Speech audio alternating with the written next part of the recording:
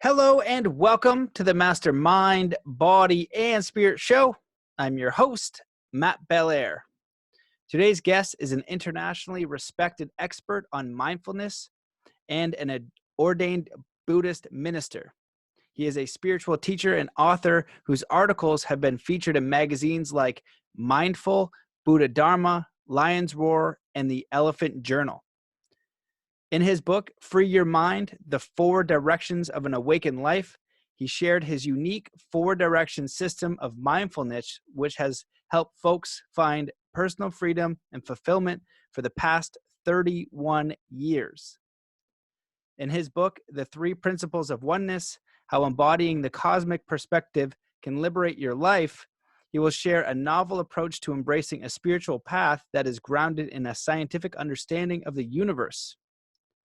He is the founder and director of the Dragonfly Sangha and Blue Lotus Schools of Mindfulness and Martial Arts. Welcome to the show, Sensei Tony. Thank you, Matt. It's so great to have you on here. When we were talking a week before and we were talking just now, you casually said you've been in the mindfulness field for 3 decades. Your bio is truly extraordinary. I shortened it because it's very long. But you've done such amazing work for a very long time. You're a chaplain, you work with people in hospice, and I couldn't think of a more fitting person to discuss mindfulness at this time, because we're in very challenging times. And what we were discussing before about what's going on here, you had amazing perspectives, and I said, we got to start this because everybody has to hear what you're saying because it's so important. And so today we're going to talk about your work. We're going to talk about mindfulness and how to be in empowered states. And one of the things you said right away was, it's not going to always be all right, and how to deal with that, but you frame it in a very powerful way. So why don't you just give the audience who doesn't know you a little bit about your background and some of the things you've done, and we'll dive into your book and some of all the amazing principles you teach. Thank you, Matt. As you said, I've been at this for 32 years this year. It's been a great blessing to be able to live this calling. I had the calling to do this when I was a very, very young person, and so it's been a great joy to live that out. As you mentioned, our big spiritual community is the Dragonfly Sangha, which we have communities around the country, and the Four Directions system of mindfulness, which I created about 20 years ago, which was my attempt to try to bring the mindfulness teachings into their fullest expression. I think a lot of the stuff that's out there is really good, of course, but I also think sometimes that you get sort of little pieces of it and you don't get the whole thing. So it was my hopefully helpful attempt to try to bring the full perspective of mindfulness to folks. And it was tested in the real life experience of working with people over the last 30 years. Yeah, well, that's amazing. And you definitely gave a brief overview because it's a large body of work. Can you talk a little bit about just some of the people you've worked with? So I know you've worked in hospice, you worked and helped some of the first responders of 9/11. So you've helped people. I don't know how you would put it. I'd be curious how you would put it, like frame very challenging experiences. Like 9/11 would be traumatic. Somebody in hospice that is, facing their death is incredibly traumatic. So can you speak about some of your experiences and then maybe how you work with those type of people facing those very challenging experiences? Yeah, well, the first work that I got involved in many years ago was working in prisons, and because I had a heart for folks that were going through that experience. And so I ended up, as an outsider, coming in and doing programs in local, state, and federal prison programs. And then I ran a halfway house for 5 years that I created. And, when you work with folks that are going through difficult times, whether it's something like that or people that I also was an ER chaplain, where I was very much on the ground working as a liaison between the physicians and the families. And this was a trauma one center. So the people that came there were usually very seriously injured. And when you're in those sort of moments, there's no room for stuff that doesn't work. There's no room for things that are untested. And so it really helps you. And part of that first 10 years was taking these practices and sort of refining them kind of on the street. It'd be like taking your martial art out into the street and see how it actually functions in self-defense. And so that was the way I took it and looked at it. And then after about 10 years or so, I kind of came up with a process that I found that was very effective, and it continues to grow and evolve. But that's where it came from. Excellent. And so we were talking a little bit about the coronavirus, what's going on here, and trying to get a handle on it. And so what would be, we were discussing a little bit before, but your principles in your book, and I'd be curious about the 4 directions too. I'm curious about all of the principles you have to share, and would love to dive deep on all of them. But, you began to speak on the principles and how we can apply those to this situation. And maybe you can talk about how you would apply it to somebody who was in hospice or in those challenging situations, and kind of have a walkthrough so people can frame this in a very powerful way. Because one of the things that I was telling you about that I'm seeing here as I continue to follow this is, it doesn't seem as of right now that the threat is, with the coronavirus is the amount of deaths. Although people are at risk and it's a real thing, and it's happening, and some people are more at risk than others. But what we know now is that it's less than 1% of the people die who are affected, that most people should be able to cure themselves, no problem. Some people might even not even know that they have it. Some people more at risk. But that fear that some people are having is creating a little bit more chaos in how they're going to handle that. And so maybe you can start to share a little bit about what you were telling me about the applying the oneness principles to what we're experiencing now. Because even for me, doing this type of training, I've been afraid. I've been afraid for my daughter. I've been afraid for my friends. When somebody paints the worst case scenario to me, I'm like, oh my goodness, could that happen? It could be, because I'm not a psychic, and I don't know. I hope not, and I don't think so. But that prospect does frighten me. And if it does actually land and frighten me properly, it would change my energy. It changes the way I think, and it might change what I want to do. And so if we have a powerful frame for dealing with this, we can move through it in a more graceful way. Even if it gets more challenging or less challenging, we take it as it comes. Right, right. Well, let me start by I'll give one of the principles and then one of the practices associated with it and how that might apply. Um, the first practice, or the first principle, would be what is known as the principle of constant change. So this is one of the 3 principles are essentially the universal teachings that you would find from the Buddha. And what I've done is reimagined them in a way that is hopefully more congruent and more easily communicated without necessarily having to understand a lot of Sanskrit or ancient history. So that principle basically says that everything in the universe, and that's what the 3 principles are really about, is that we can learn from the universe. We can yield metaphors and insights from how the universe seems to function, and we can apply them into our daily lives. I often say that Buddhism's like a really cosmic religion, because according to the mythology, the Buddha looked up at Venus, the morning star, and had this realization of the oneness of all life. And so even in that, it was very cosmic. And the principles that came out of that tradition were based on that cosmic perspective, that we have this perspective where we see the bigger picture and how things fit together and how they're interconnected. So that principle is about the principle of constant change, that everything in the universe functions through change, and nothing in the universe is immutable to change. And usually we look at that in a negative way.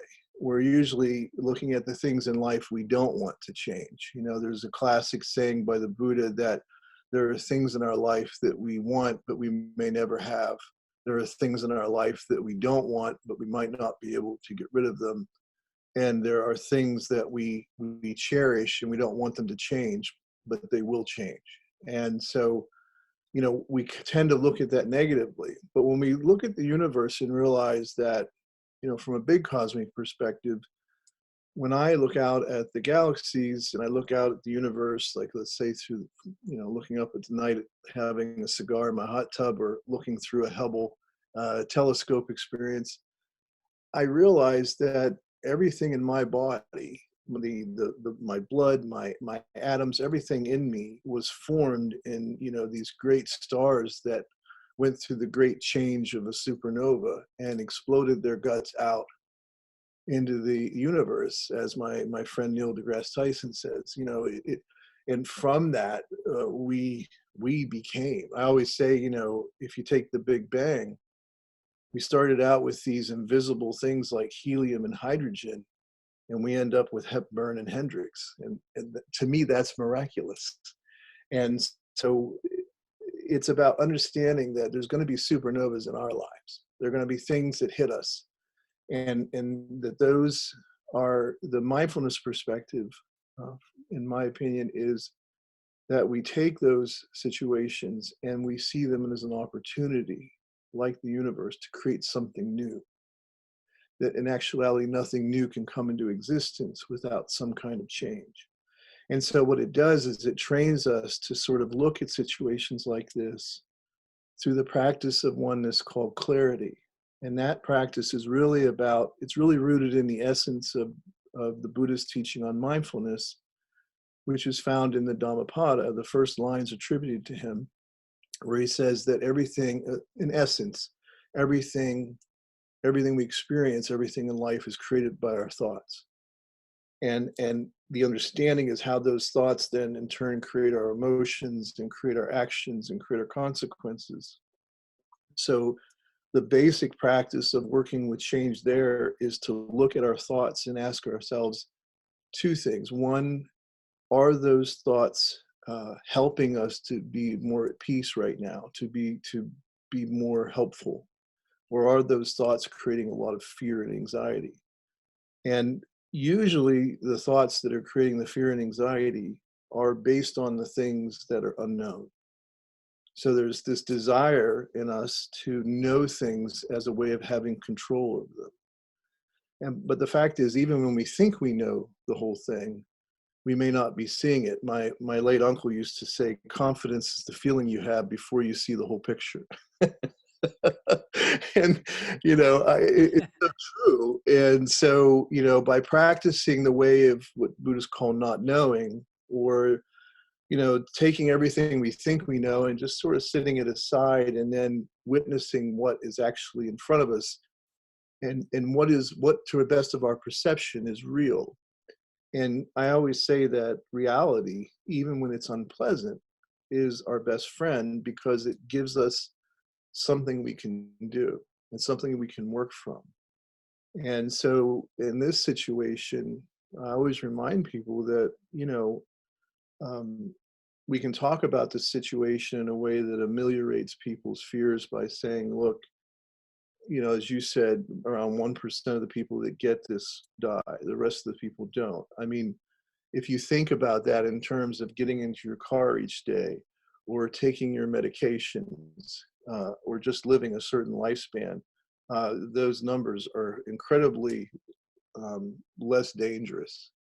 And you can talk about, the scores of people that die every year from contagions like the flu and influenza.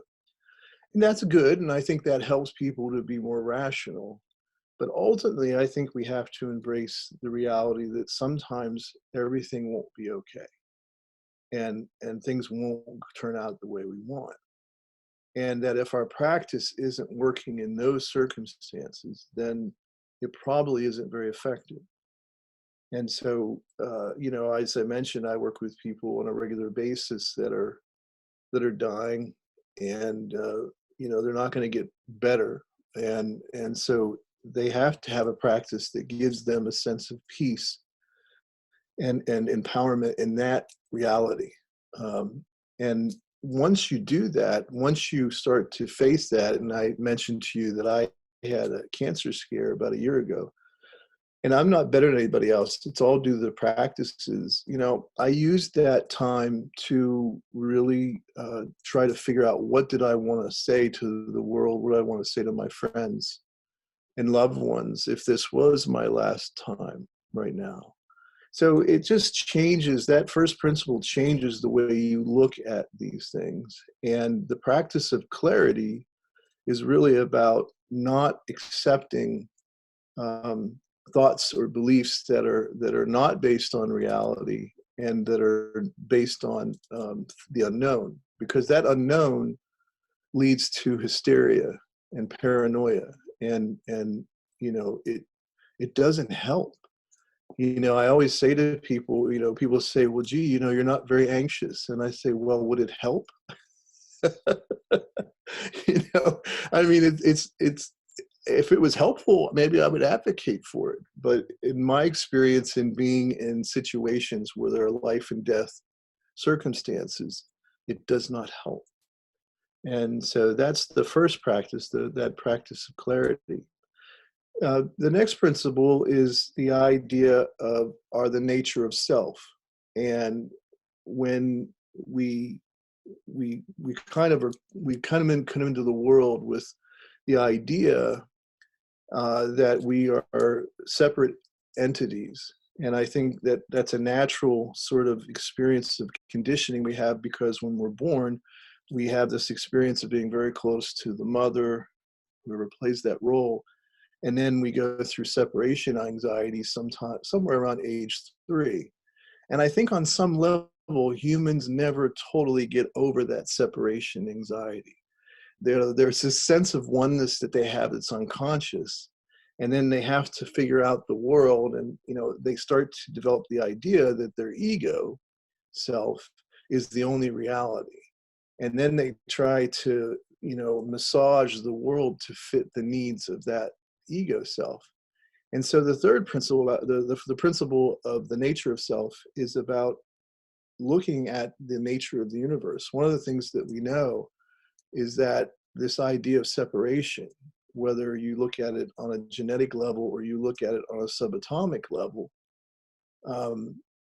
with radical notions like Richard Feynman saying there was only one electron in the whole universe. Once you have that sense and that understanding of things and mysteries like quantum entanglement and things of that nature, you realize that this idea of us having separate existences is a delusion. And so part of the practice associated with that principle is the practice of calm, or calm abiding. And the practice of calm abiding is the practice of meditation. And there are 2 forms of meditation that we teach. One form is just helping people to start to observe their thoughts and feelings and sensations without identifying with them. I often say that when I'm in a retreat setting, I'll ask people to close their eyes and just listen. And if they are able to hear, they'll just listen to sounds for a while. And then I'll say, okay, tell me what you heard. And people will describe various sounds that they heard in the environment. And then I'll ask them, do you believe you are the sound? Or do you believe that you're having experience of the sound? And it's not that the sound can't affect you. Like I often say, if I hear an ambulance go by, that creates a certain reaction in me. If I hear a motorcycle go by, because I'm a big biker, that gives me a great sense of pleasure, and I want to be out there riding my bike. So those experiences can affect me, but I don't identify with them as who I am. The problem is when it comes to thoughts and feelings, we have a tendency to identify with them as who we are, rather than experiences that are transitory. And so the first part of meditation is just using the breath in some fashion to ground you in the body and moment. And then just watch and learn that the flow of your thoughts and feelings and sensations, like clouds through a big blue sky, they're just constantly coming and going. And they're experiences, but they're not your identity. The second form of meditation is to then embrace this idea of a self that is transcendent of the idea of separation.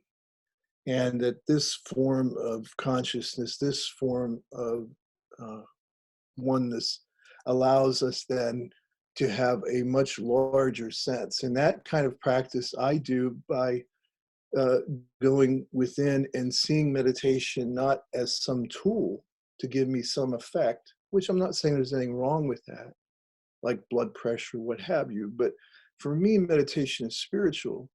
When I abide and just follow the breath, it's always just a breath away. I am embraced by the ground of my being, and I am totally accepted and loved. And in that experience of oneness, there is no separation, and I can do that anytime that I need. And that helps me to start to do things differently. For example, when I see someone do something heinous, the question I ask is not, why would that person do that? The question I ask is, and I mean this sincerely, why would I do that?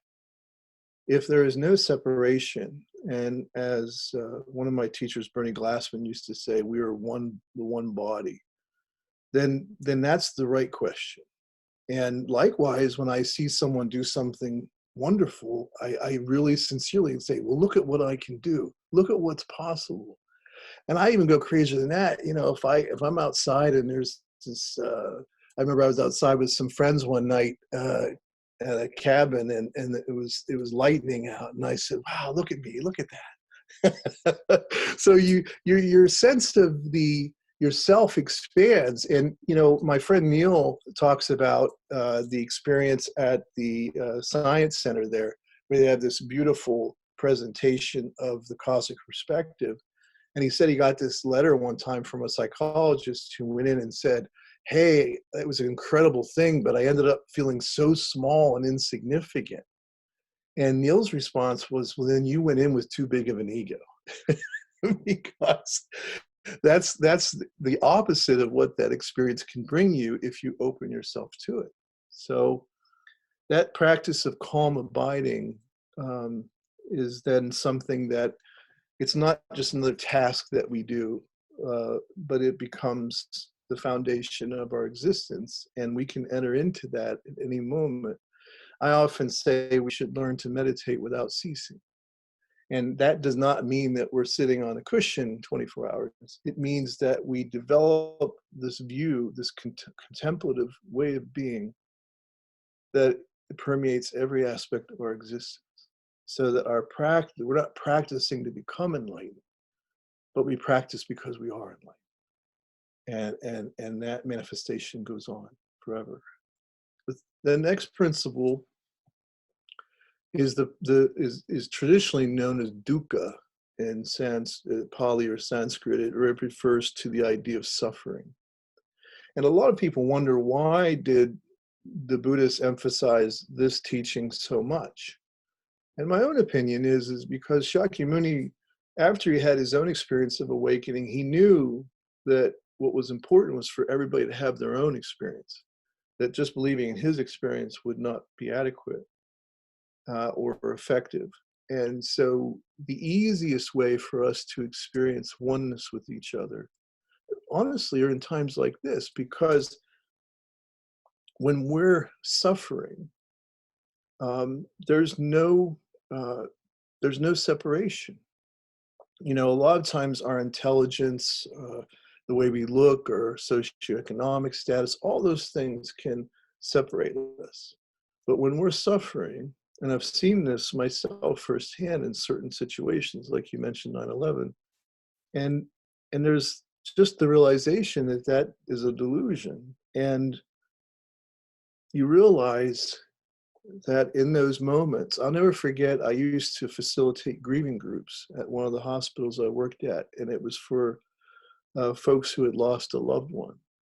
And in those grieving groups, you would see people of different ethnicities, different classes, different backgrounds, and they'd all be sitting in a circle and sharing this common suffering.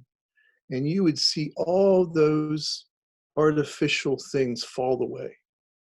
And I'll never forget one time a guy was sitting there and he was a mechanic. He had a shirt on that had his name on it with the company logo. And there was a guy who I think was an attorney with a three-piece suit on and cufflinks.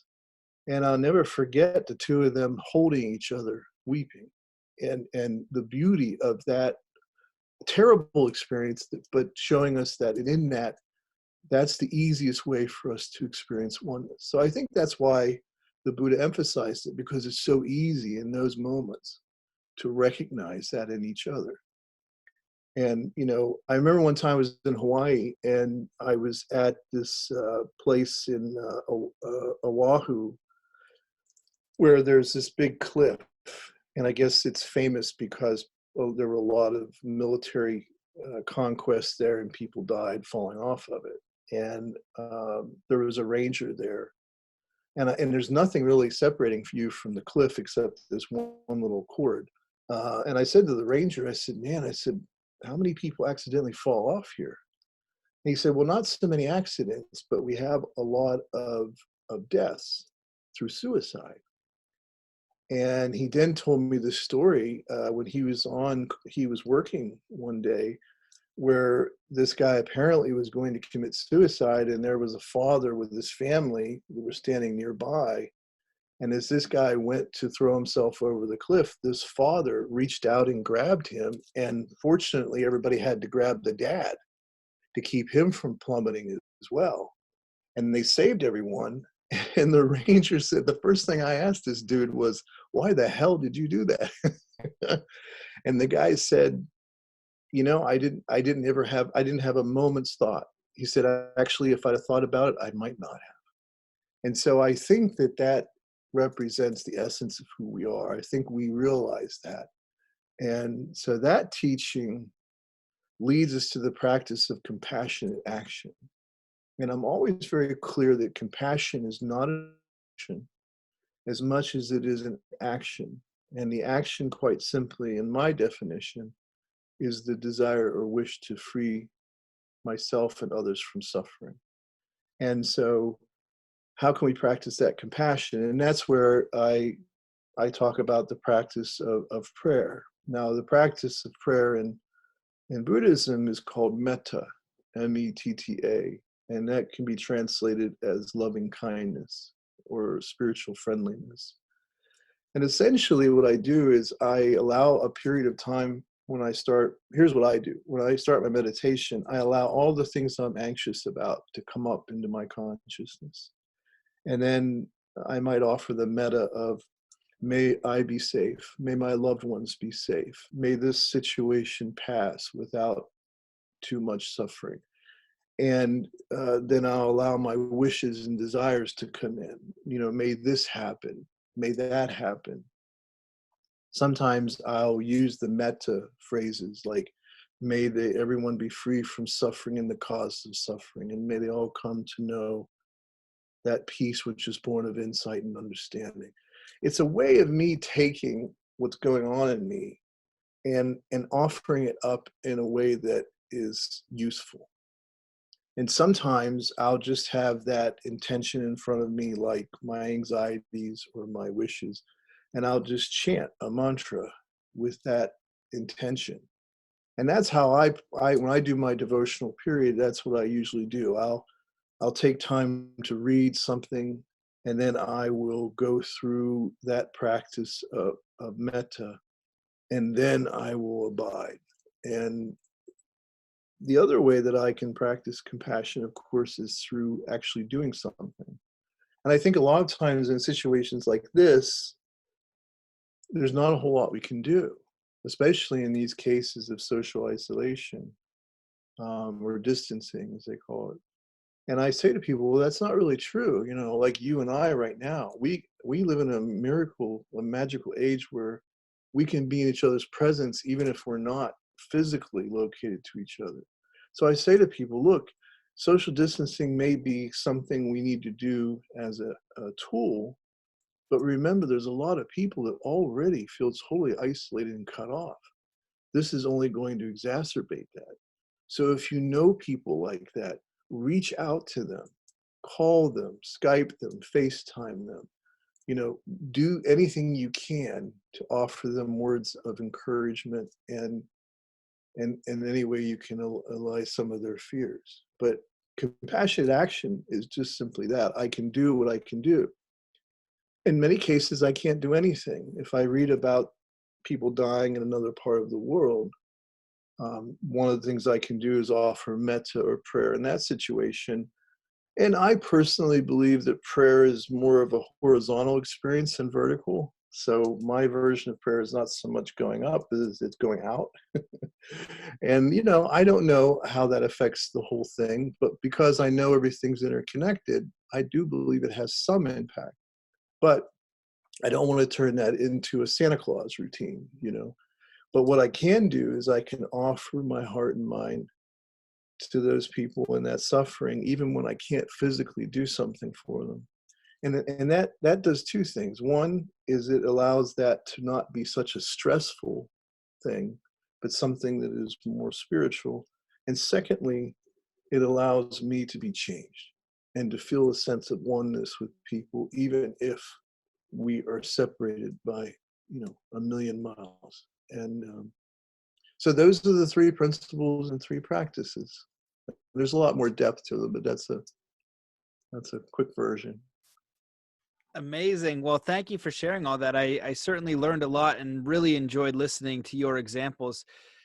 I could kind of add on to each one there, but for me, the most present one that I'd like to touch on was the action of the person in who is going to commit suicide. It's such a beautiful example because it seems like our natural way of being is kind and compassionate. And what happens though, as we move through life, we become unkind and uncompassionate when we're a little bit afraid. And I feel like that's the way that the world is been living in large part. We're afraid, so we're acquiring material goods, and we need to stack more money and more possessions because we want to make sure that we have enough because it could disappear. And we kind of move away from that more natural way of being, that like heart-centered idea. And I really love what you said about compassionate action. And studying with a few Native American elders of three different tribes, Mi'kmaq, Zuni, and Mayan elder, very fascinating people, all 20,000-year history, all spiritual teachers in what they teach. And every single one of them has talked about spiritual action. They say it's all great to meditate. It's all great to do all these things. But if that's all you do, and you walk by the homeless person, if you don't reach out, if you don't grab the person who is going to fall off the cliff, maybe your practice isn't going far enough. And David will use in the Native community, says you need to get off your ceremony. You can do the smudge and you can do the things and all that stuff, but you need to go into the community and you need to administer those things. And it seems like you're a person who's really taken a lot of action and had a lot of experience, and also a great deal of wisdom and able to share these concepts in a very beautiful way. And normally the direction I want to go on podcasts is how do we embody those things and create a really meaningful and magical life? And it seems that this time is more relevant that we're saying, hey, if you go down into the desire or into the vibration of fear and anxiety and worry, that kind of brings out the worst in humanity a lot of the time. Not always, but it increases that probability. When we're in contentment, joy, abundance, connection to a higher thing, we are more giving, we are more kind, we are more compassionate because we feel like we are taken care of. And so we can learn those things, but they can be really challenging. And so my question to you is, how do you, when you're working with somebody in hospice, for example, help them get to the place of like that acceptance? I feel like that's what everyone is really having an opportunity to do, is look at their own mortality. We only get in a certain amount of time here. And if you're afraid this thing might take you out, maybe it's because you're afraid of something deeper, that maybe you haven't lived your own life values. Maybe you were waiting to do something, but you never had the opportunity, and you feel like your life is a bit outside of your control. The environment is greater than you and your creation and your state of being. And the reality is that that's not true. The masters and the people who really take not even masters, people who work on that idea of just understanding their inner so they can influence the outer, understanding what's truly most important to them and taking those steps in faith, because it is a mystery. And I think you were talking before, but before the show, about the unknown, you know, how we can only really do a little bit because there's so much unknown. And so I'm wondering if you can just share a frame of how you help people who are facing that death, you know, and give the people who have life, have that opportunity to live with that fullness, with that vibrance, because many people have to wait until they get a scare to wake up, or they wait until they lose their job in their 40s, or they wait until this experience to say, you know what, if I were to die next year, how would I change my life? What really is important to me? How can I live that way now? And these teachings are in Buddhism. They're in, you know, the Native American culture, where they say live, you know, with death on your shoulder, saying each day is a celebration, right? And my daughter is 6 months, and it's a visual representation of that now, because every day is amazing, you know, and she is so excited. You know, they say kids are the best teacher, and now it's some, you know, a new teacher that I get in my life, and I can get wrapped up in my world, right? And not celebrating that day. And how do we get to that space where it's like, yes, it is today. It's not every other day with every problem we hang over our head and all these things we need nice in a bow to be perfect and to be content and to be joyous. But I feel like the mastery is, can you be content, celebrate life, be full of gratitude with whatever you have, right? But the worry and the fear and anxiety, if you have no trust or faith in something outside of you, it's going to be a more scary space to be in. And you obviously help people transition that, face the most scary thing possible, your end, and how to make peace with that, and maybe take those final years or weeks or whatever they have to use them effectively in a powerful frame. Well, I'd begin with saying, you know, something you mentioned at the beginning of your comment, that I do think that part of the purpose of my book was that I believe that spiritual traditions that are out of touch with how things work. And how things work, you know, in our mythology, our myth is science, as Carl Sagan said. And we do that through various technologies and through various methods. And, you know, it doesn't really matter, you know, people might argue over, you know, how things began or how things might end. But the fact is, if you suddenly begin to have a heart attack, you're going to go to an ER and you're going to pray that the science is really good. Um, so, you know, that's the reality we'll live out of. And it doesn't mean we have to embrace a scientism where the idea that science is like this infallible thing.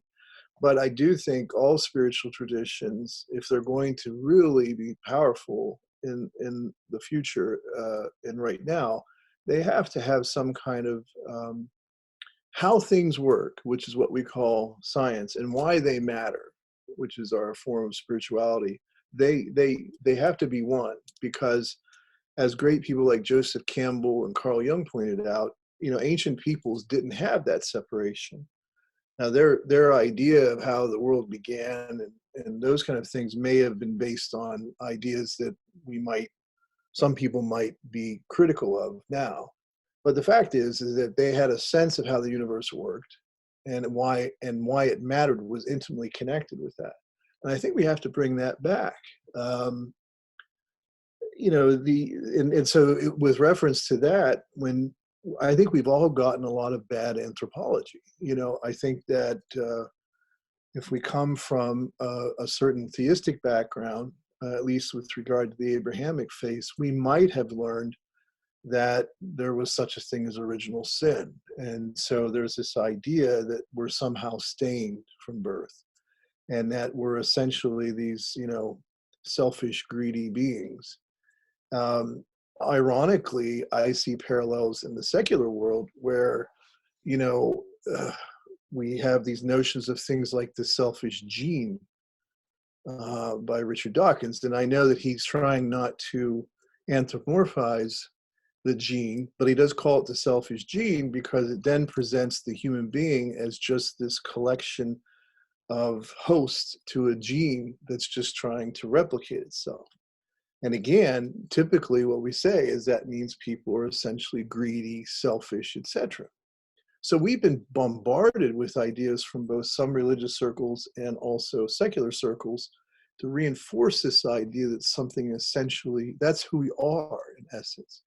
But the great thing is, as I talk about in my book, the latest science and research on the brain and on the relationship to these things shows us, in fact, that humans are actually wired for connection, that we function, and the reward centers of our brain and the different parts of our brain, the parietal lobe, the temporal lobes, and the limbic system, all of those things are affected in a positive way when we feel connected, when we make those kind of connections. It's only when we are separated from that sense of connection that the other things start to come in, that the weird stuff comes in. And my personal opinion is that we're always seeking that oneness. And so whether it's conscious or not, if we can't get that connection through channels of love and caring, we're going to try to do it through power. Because in one way or another, we want that connection. And unfortunately, sometimes it leads to a darker approach to it. So that's the first thing I wanted to say, is that I think that's one of the beautiful things about the practices I offer. There's nothing that is incongruent with what we know about how things work. And I think that's important to people a lot more than they often realize. You know, even if they're drawn to a 3,000-year-old tradition like Buddhism, like I am, there's an importance there. We're people of our time, as Joseph Campbell would say. You know, we have to mythologize science. We have to mythologize where we're at in order for us to benefit from the metaphors that those things offer that are transformative. As far as getting into, like, you know, how do you help somebody when things aren't going to go okay? In the 4 directions system of mindfulness that I created, one of the practices, in that model, in that system, we have 5 mindfulness models that we work from. And then we have 2 primary practices. And one of those models is the model I call perfection and wholeness. And without going into great detail about that model, one of the things it shows us is that we've been kind of conditioned through the survivalist instincts to constantly be grasping at some notion of perfection. Now, I don't mean it poetically. Like, I can say perfection, when I'm in New York and I get a street vendor hot dog, I say that's the perfect hot dog, or that's the perfect sunset when I'm at the beach. I don't mean it that way, but I mean it in the sense that we believe that somehow, if we just keep trying harder, we'll get to this place where we'll transcend and be above all the problems of life, or we'll be happy with ourselves. And I think that, unfortunately, that's not the case. And it's when we're in that mindset, it's very easy to manipulate us. And the attitude that we tend to adopt is one of an either or. So that, you know, either I'm getting towards this goal, or I've achieved some semblance of it, and now I can't lose it. And so it creates this this type of attitude. And change, which, as I mentioned, is the constant, change is the enemy there. I'm either constantly trying to change to get to this place where I'll be, you know, totally fulfilled. You know, I always think of David Lee Roth in one of his songs saying, you know, the problem with self-improvement is you have to know when to stop. You know, and the other side of that is how that change then is an enemy to us. It's always outside our lives. So that's one model that we have. And I believe that's, you know, a conditioned model that's unconscious, but we're always kind of driving that way. But here's the thing, we don't have to live out of that. The beauty of our consciousness is that it allows us, as William James once mentioned, the greatest awareness of all is realizing that we can change one thought for another. And we can choose a different view, but we have to cultivate it.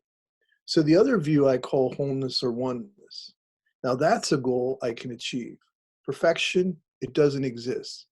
And I don't care whether you talk about it in terms of a political system or a religious system or, you know, a mathematical system. We know there's no such thing. And wholeness, on the other hand, or oneness, that's achievable. Now, what does that mean? When in the diagram we use, it's sort of like a yin-yang symbol, the yin-yo or the Chinese Tao symbol. And it's a dynamic. And part of that dynamic is integration. And what that means is when I'm seeking oneness or wholeness, I learn that I have to integrate everything in my life, the good, the bad, and the ugly, the parts that I like and the parts that I don't. Everything has to belong. Everything has to be there. And if not, I'm going to have a lot of shadowy stuff that I'm not aware of and I'm acting out of without realizing it. But that integration with the other dynamic of that symbol is harmony. And what that means is that I can choose how to integrate these different things into my life in a way that fits for me. And when I do this, and I'll give an example of it, when I do this, it creates an attitude in me of, instead of either or, I realize that life is a both and. You know, people say it's light and it's dark and then there's gray. And that's not my opinion. My opinion is there's dark and light and they are a dynamic. And that this dynamic can allow us to have more of a both and view of everything in life. And that's a huge change. And the second thing, change itself, instead of being an enemy, is something that we can integrate within us as an opportunity. So that every crisis the Chinese have a hexagram, which is made up of 2 trigrams, and it's for the word crisis. And one part says danger and the other says opportunity. And so for me, that's the essence of it. When I'm in a crisis or I'm in some change, I train myself to start to say, what's the opportunity to create something new in this? And, 2 examples I can give you. One is a longtime student of mine who came to me when she was diagnosed with 4-stage cancer. And she was going to die. And she came to me and spent a few days with me. And a wonderful woman. But I asked her, I said, so, when you look at this model, one of the things I say, your life becomes like a big pizza pie, and you get to decide how big the slices are of each thing. You got to include everything, but you get to decide. And I said to her, I said, what's your pie look like? And, she was honest, and the biggest chunk of that pie was cancer.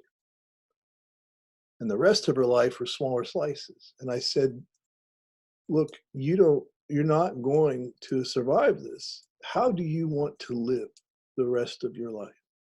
Because none of us know. Everything can change in a New York minute. We think we know, but any of us that have been around long enough knows that's not true. So what do you want to do? And she said, well, I'd really like to make cancer a very tiny part of my existence. And I'd like to make my family and my friends and the work that I've done be bigger. And I said, love, that's your choice. But we have to start cultivating that and creating that.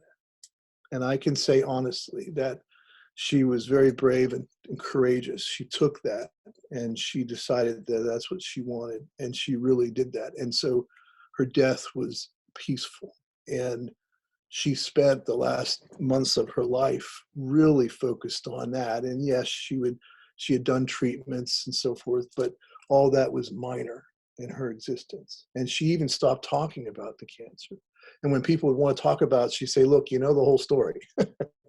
I'm going to die, and this is why. So tell me what's going on in your life. How can I be helpful to you?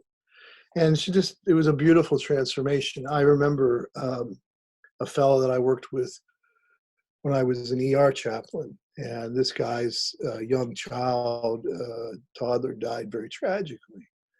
And, we spent a lot of time together, just being together and just in that moment of suffering, just being together. And eventually, though, he wanted to make some sense out of what had happened. And I think any parent, I'm a parent, you're a parent. My son's now in his 20s, but, it was just being in that moment, again, there was one of those moments where the best presence I could give to him was just to suffer with him. And that's interesting because that's the meaning of compassion. The roots of the etymology of the word compassion is to burn with. And in time, he then wanted to do to make sense of it. And so, to his credit, he became involved in a group that would help accidents like his son went through not happen to other children. And so that's what he, because that was what he told me. He said, I had to decide, what does my son's life mean? Did it mean that it was tragedy and now I end up, not being able to be with my wife or my other children, and I just spend the rest of my days in pain? Or does my son's life mean something bigger than that, than my own selfish needs? And to his credit, that was another example. And, that's why I often say, people ask me, what's the essence of the Buddhist teachings? And honestly, I put it like this: life is filled with suffering, but we have the ability to choose to live nobly. And that's why the Buddha talked about the noble truths and the noble path. And that's what he meant by it. He meant that, in my opinion, he meant that suffering is not something that any of us can avoid, but we do have a choice of how we live with it. And so I don't know if that was helpful or not, but All of that was incredibly helpful and very beautifully put. I think the themes that you're speaking about is the choice, and the opportunity. And I feel like all of that was so on point, because you also mentioned once you have that choice, then you have to cultivate. It kind of first thinks like, or we first think, okay, we're facing this. And the way that I always see it is like, whether your environment's going to crush you, and that lady in that story is such a powerful story, because she had, that was it. That's all she could do. And some of the guests I've had on my show, and you've had this, they have a terminal illness. I don't think yours was terminal, but I had people say, this is it, right? And they said, you know what, it's not it. And some people are able to actually overcome things that the doctors have deemed terminal, but the only ones that have ever done that have said, I made that decision, that I chose to do everything within my power to move in this direction. They still may not succeed, right? Their elements may overcome them. Life that's bigger than us, like you said, if you've been around long enough, you're not in control of this thing. You like to think you are, but you are not. And the whole world has just witnessed that we're not in control of much, and we're very ingrained into a system and into a way of thinking, into a culture, and that can change in a heartbeat. But if you have inner engineering, inner understanding, and you begin to really contemplate on some of these ideas that are not so complex, they just take a little bit of effort. I think that, I'm curious what you would say, but my guess would be like, if somebody were to come to you and you say, hey, I want to learn these spiritual principles, you could share them things that are very simple, and that in one day or a few hours that they could begin to practice. It wouldn't be like, I'm this guru guy and it's super complex and you're going to have to do prayer and then worksheets and then stare at a tree and then manifest a caterpillar, or whatever the case it would be. It would say, you know what? These are kind of simple, but you're going to have to start putting in the effort. It might be work and practice and contemplation you haven't considered before. And that's why it's new, because it's a bit uncommon. I'm teaching a lot of people about, the power of sport, or creating the life of their dreams when I'm working with people. And it's like, I'm just like, all right, well, let's just take money out of the equation. What do you want to do? And like, God, I never thought about that. Well, there we go. It's not complicated. Let's go through this together. And through just a few processes and them just steering the ship a little bit differently, we're able to create a whole new frame of being. And then the cultivation kicks in, right? You need that time for reflection and a powerful frame of mind. And then you're going to have to go do something. And that's where you get to witness and experience your resolve, your faith with that bigger thing. And what's really cool about it is you see this response always. Once you get clear, right, you have that clarity, that direction, the universe is going to respond in some way. And sometimes you'll fail, but because you have that inner engineering, it doesn't mean it's permanent. You're just using this as this next opportunity to grow, to expand, and you trust that it's moving and it's working with you and it's not out to get you. And it's kind of this balanced situation. So maybe you can speak on that rant and tell me a little bit more. If you agree, you disagree, I don't know. I do agree. Well, I think, one thing is that, as far as like going back to the idea of perfection, it's not, the point of practice is not to get to a place where you're not affected by anything. There's the mistaken belief that enlightenment means that you become like a Vulcan, to use Star Trek analogy. Um, you know, not the case. It's the idea rather that the practice rather that when you do get hooked by it, which you will, that you have a spiritual technology that you can use. And one of the practices we call the 4 questions of mindfulness. And when you go through that practice, which it might only take 20 minutes to a half an hour to do, you will experience in that moment a shift in consciousness, and you will experience feeling lighter, feeling clear, and then it always gives you some action, experimental action to take so that you can realize it. Because I always say that the formula is insight plus experimental action equals realization, and that if you don't have that action, it won't work. So I think that's the first thing I say. So don't strive to get to a place where you don't get hooked. Rather, become confident that when you do get hooked, you have a process that will bring you to a clear place. And as far as the idea of discipline or this sense of practice, we don't like that word. And I think we've come to be very comfortable with the idea that everything's immediately available. And I think that's great. I love DoorDash and all that as much as the next guy. But the fact of the matter is that some things that we want to create in our life is actually going to take self-control, and we're going to have to practice on a regular basis.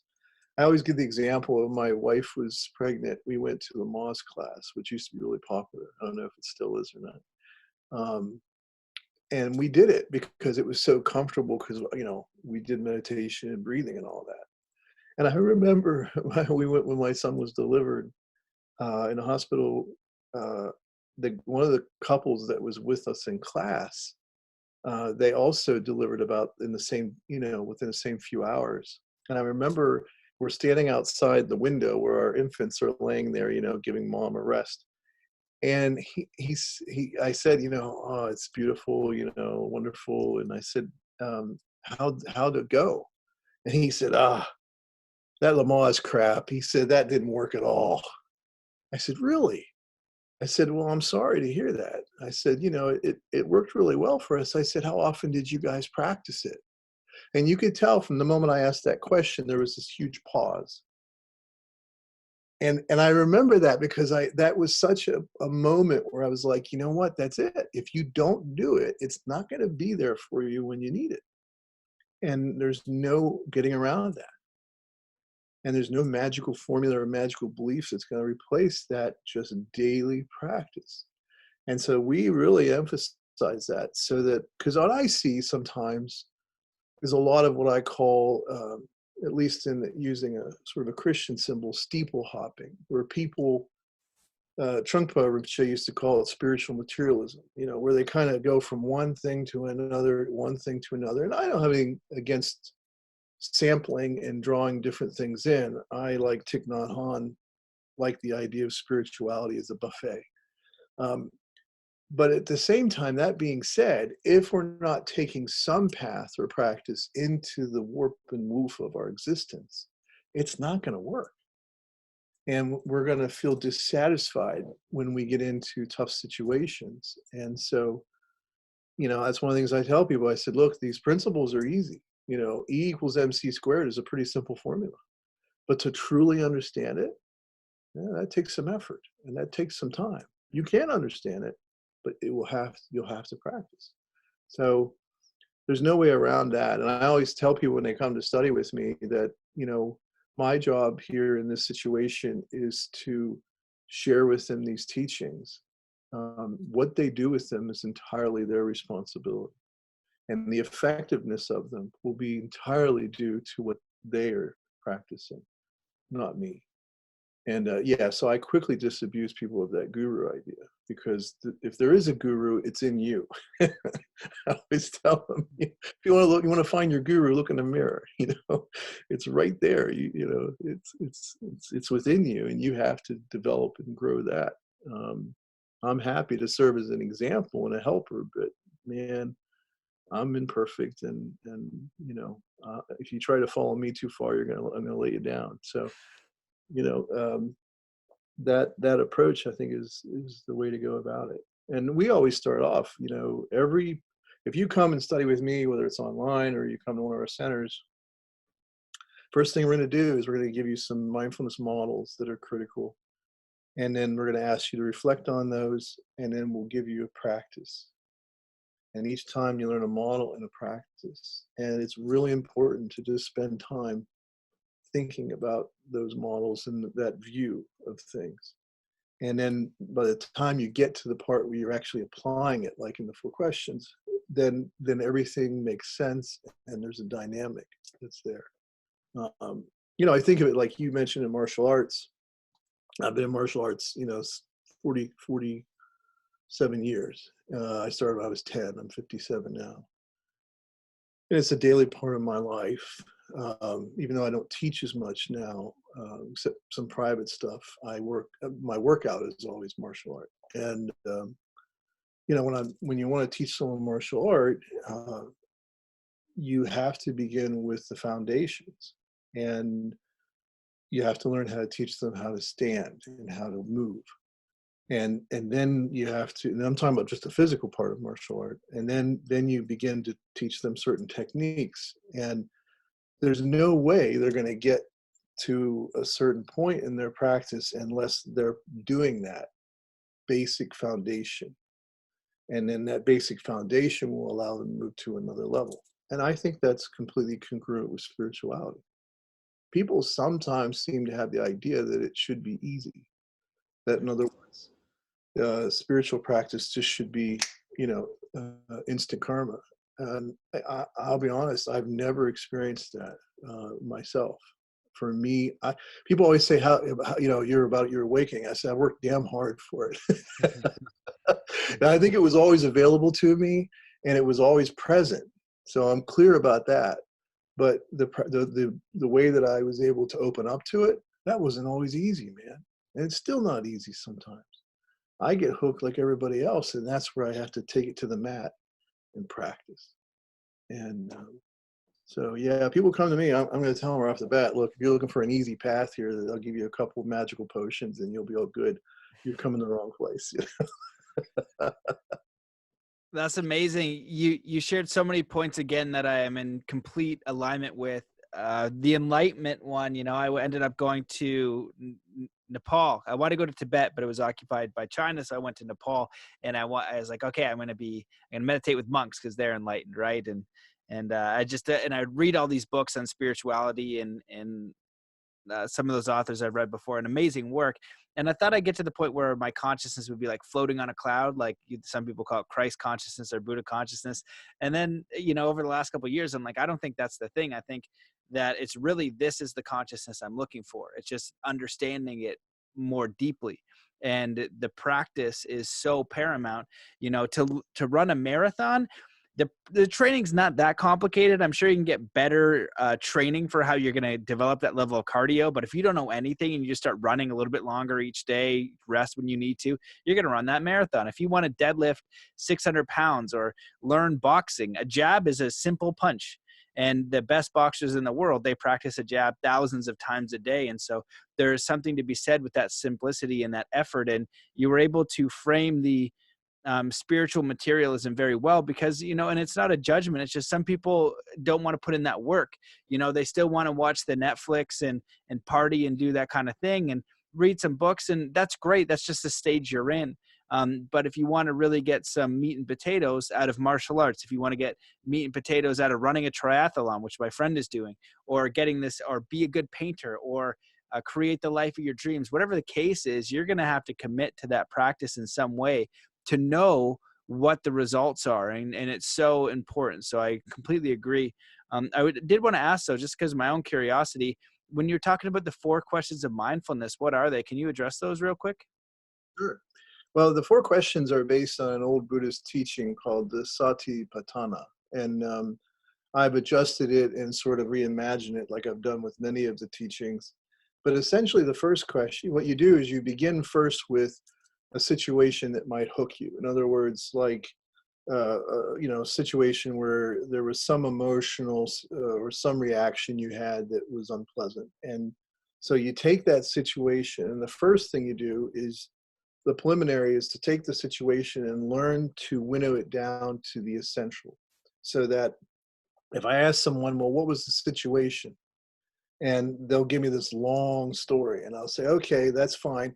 But now, can you make it a paragraph? Good. Now, can we make it a sentence? And I really think that that's an important part of mindfulness, is learning to be cogent and succinct when we put something like a situation out there. And then once we understand what the situation was that triggered all these things, then we ask ourselves, well, what was I feeling physically in that moment? In other words, when I got hooked, what was my physical reaction? The reason we look at the body first is because often, because of the way we've evolved as human beings and the way we are, whether it's the macro or micro, when we're little, our nervous system is absorbing information. My opinion is humans, the science seems to show that humans are not blank slates, tabula rasa. Rather, I think of them like sponges. They all have certain shapes and colors, but the real energy of what we do as we're growing up is we're absorbing information. We're absorbing things. And as we're doing that, experiences we have will often be part of our nervous system. So if you have an infant lying in a crib and 2 people are screaming at each other, the infant doesn't have any cognitive ability to know what's going on, but it'll react to it. So anytime it hears a loud noise like that or that tone, its body will react to it. So we always look at the body first, because sometimes that will be the strongest link. And a lot of times for certain people, this is true, a lot of the conditioning around men traditionally, is that they'll have physical ailments and they won't, that'll be something, well, my back hurts all the time. That's an old football injury, when the truth is it's something unconscious they're not dealing with, and it's a referred pain syndrome. And we know that's a scientific fact. But for a lot of people, that's safer. That's more socially acceptable. And so we always start with the physical. Now, sometimes the physical won't be that strong, but usually there's something there. And then we'll ask the person, what were the emotions that arose? And we'll go through all the emotions that might come up. And then one of the things we do is I try to bring we talk about hemispheric learning. And, when we work with people with strokes and things like that, we talk about that experience. And so I try to bring both of those hemispheres into harmony by using the right side of the brain seems to be oriented around emotions. And so emotions are kind of a right brain thing. The left side of the brain is much more rational and logical. So what we'll do is I'll say, okay, now tell me, let's go through each of those feelings, physical and emotional, because I look at the body as an emotion. And let's number them from 1 to 10. First number that pops into your mind. Okay, I was feeling my neck was stiff. All right, how strong was that? 1 to 10. I was feeling angry. 1 to 10, how strong was that? And then what we'll do is we'll find out what the strongest feeling was. Now we want to ask, because we understand how things are interconnected, what was the thought? What were the thoughts creating that feeling, that strongest feeling? And then we'll go through the thoughts. And then we'll do the same thing. Okay, number each thought. Well, I was thinking about this, or I was worried about that. Again, 1 to 10. Then we'll take that strongest thought. And now we're ready to do the 4 questions. So that preliminary part, while it might seem a bit lengthy now, once you get into the hang of it, it's pretty simple.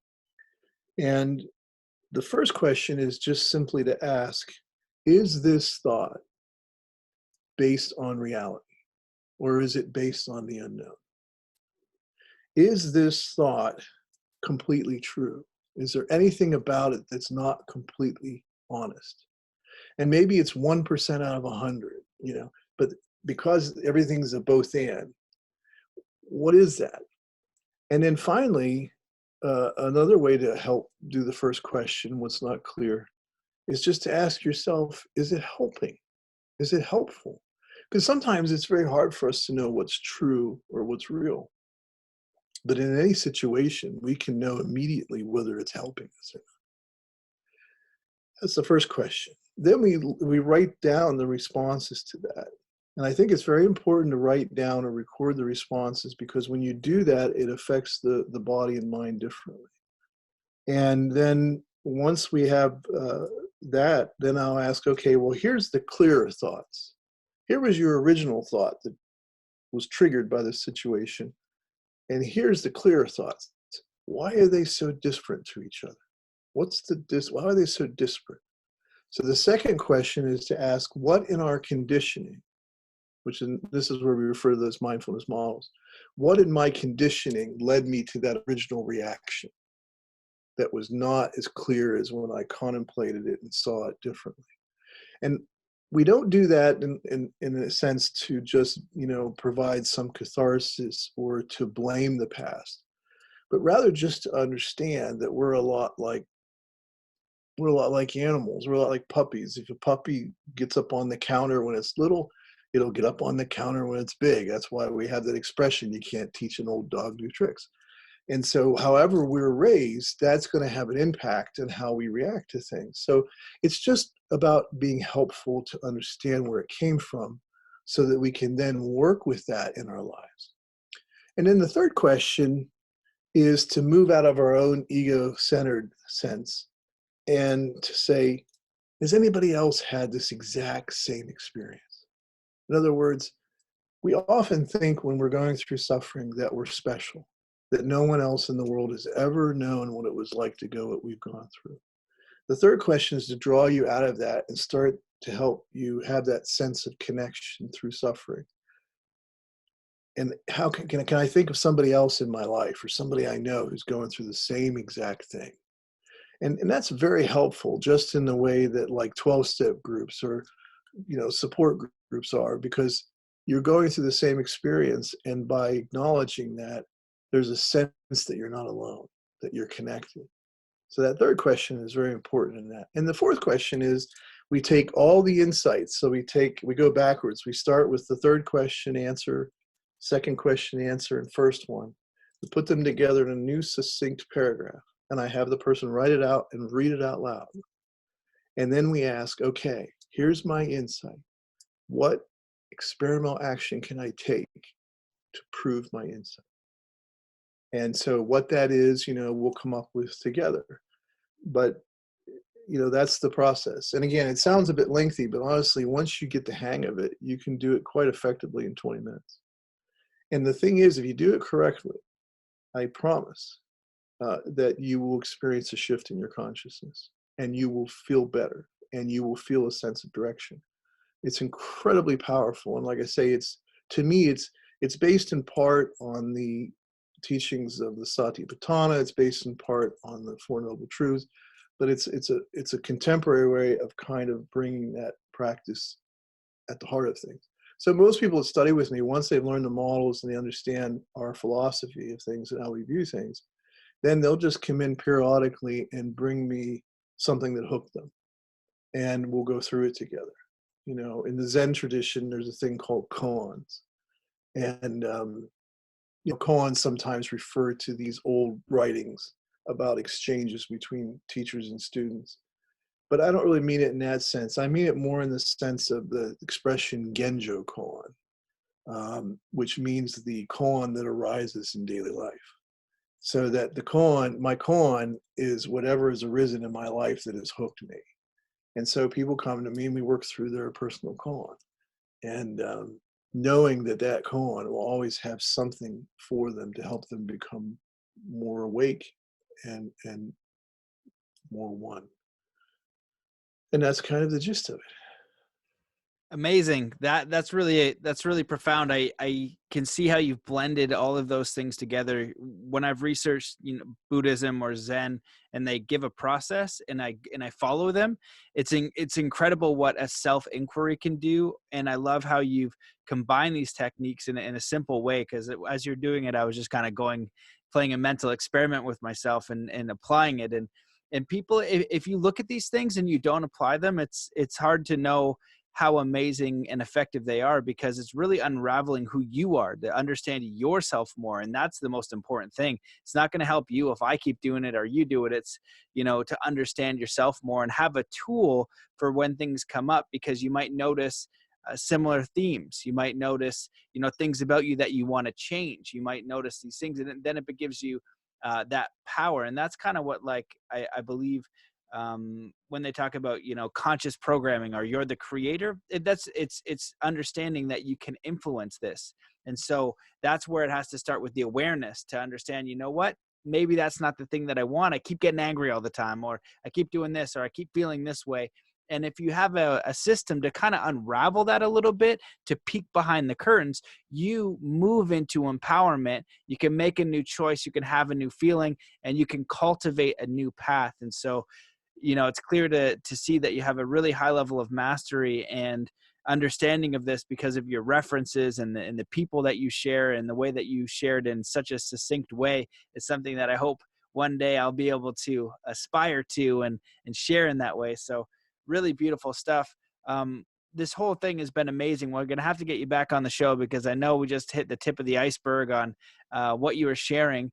And before we close it up, I just want to ask, is there anything that you wish that I had asked, or is there any topic you want to cover, anything that you want to share before we ended? And if not, feel free to share some closing thoughts, and where people can find you. I think the thing that I always end my talks with is, can I learn to be more compassionate with myself? Mm. Because we're really hard on ourselves, and we have all kinds of reasons for that. But I really try to help offer that, try to learn to be compassionate towards yourself, because you can certainly show compassion and action towards others, but the way that you really learn to maintain that, and that your actions don't turn into some kind of quid pro quo. If I do this, I'm a good guy, etc. I don't do this, I'm a good person. I think that self-compassion and that self-care is critical. And just taking the time to do that.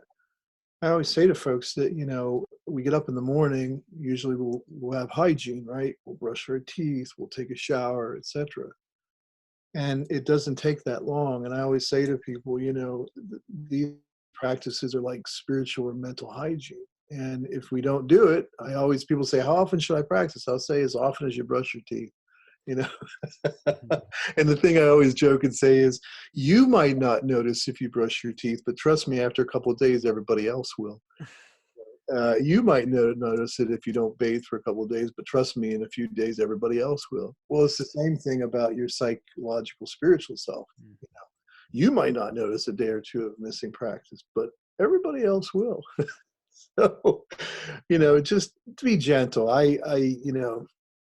That's what I do. I try to love people. I don't believe people were bullied into being better. I think you have to love people into growing, and help them overcome their own fears and the sabotaging beliefs and thoughts that they have about themselves. And then once you begin to do that, then the discipline and the practices really, really grow. Amazing. So beautifully put. I love that analogy. It's so good. And where can people find more about you? Obviously, you have a lot of things going on. You've written a few amazing books. You have a few centers. And so if people want to dive a little bit deeper with you, where should they go? The best place to go is the AskSenseiTony.com website. If you go to that website, that's sort of everything that we do is connected through that particular website. So AskSenseiTony.com, and we can provide the links for that. And if you go on there, then the various books that I've written, including the new one, there'll be links to that directly. And Perfect. there's a podcast, and there's also you can become part of our spiritual community. And so there's a podcast and a YouTube that goes out on a weekly basis, and then there's also a one for our members, which dives into practices that are a little bit more deep. But well, I'm always here just to help. Amazing. Well, it's been a privilege and such a pleasure to talk to you. It's clear how much wisdom and knowledge that you have. So I'm definitely excited to dive a little bit more into your work and hopefully get out to your retreat center one time. Would love to learn more about those models and just to experience those practices in a setting. That way, they're always helpful. You can never do too much work on yourself, but the way that you frame it, it's, I like you even addressed how some people can get addicted to personal development, always trying to get there. And there are certain helpful models and understandings that we can have to experience more peace, more joy, and more understanding of ourselves. And we can definitely pass that on. So thank you so much for what you're doing. Really enjoyed this podcast. We'll stay in touch, and I invite all the viewers to check out your work and your book and see what you're up to, and just enjoy kind of going down that rabbit hole, because I bet your podcast is amazing, and would love to just hear you speak to others too. So it's a great reference for me too. And just folks to know that because of the wonders of the internet, people can study and do things online now. So even if they're not close to one of our centers, they can practice online. And Matthew, thank you for everything that you do, and for the opportunity to share this conversation. My pleasure, my honor. Well, thanks guys for listening. Tony, we'll stay in touch. I appreciate you, and yeah, we'll see you again soon. Blessings. See you guys.